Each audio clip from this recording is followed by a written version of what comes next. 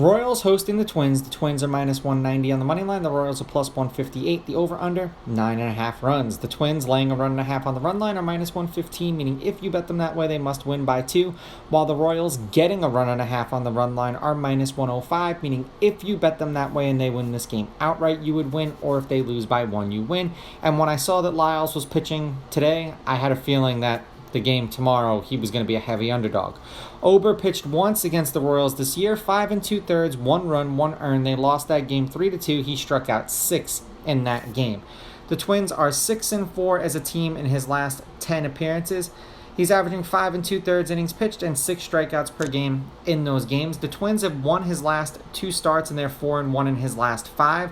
He's averaging 6 innings pitched in his last 5 outings, and he's got an ERA of 1.8 in those games. He allowed in his last outing 2 earned runs and struck out 6. The game before that was 3 earned runs and struck out 5. The game before that was 1 earned run and struck out 5. The game before that was no earned runs and struck out 8. And the game before that was 3 earned runs and struck out 8. For the Royals, Lyles pitched once against them this year. 5 innings, 1 run, 1 earned. They lost 6-1. That was in Minnesota. He struck out 5. The Royals are 2-8 in his last 10 appearances. He's averaging 5 1/3 innings pitched and 3.8 strikeouts per game in those games. Now, his ERA isn't awful, even though they've lost his last 3 starts. It's at 2.6, and he's averaging 5 1/3 innings pitched. Now, in his last handful of games, the last game he pitched, he had 5 earned runs and struck out 3. The game before that was no earned runs and struck out 4.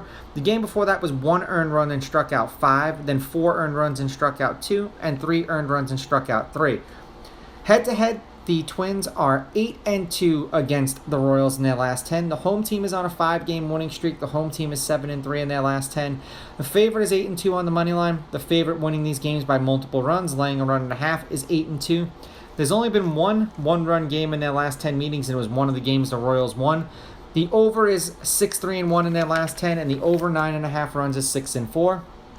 And if you bet the Twins, you were happy that they came back and tied the game in the 9th, and you were even happier when they went up in the 10th, and then, 3-run walk-off homer and extra innings kind of killed that one. So the Royals won today 8-5. The game before that, the 4 games before that, the Twins won 5-0, 9-3, 8-4, and 8-4. For the Twins, obviously they lost today. They are on a 3-game losing streak. They are 1-3 in their last 4.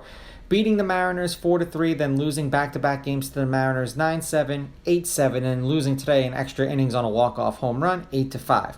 For the Royals, they are 2-2 in their last 4, 3-7 in their last 10, beating the Guardians 5-3, then dropping back-to-back games 5-1 and 8-3 against the Guardians, and then winning in extra innings on a walk-off home run. And I keep saying that because, what a way to lose.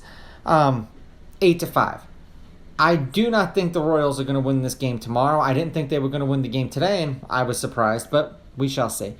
Twins with the money line, Twins laying the runs, and with Lyles on the mound, even though in a couple of outings his ERA hasn't been brutal, I'm going to go under just for that fact, because his ERA hasn't been super high in his last handful of games, and I feel like this is a trap where they think this game's going to go over. So I'm going to go under.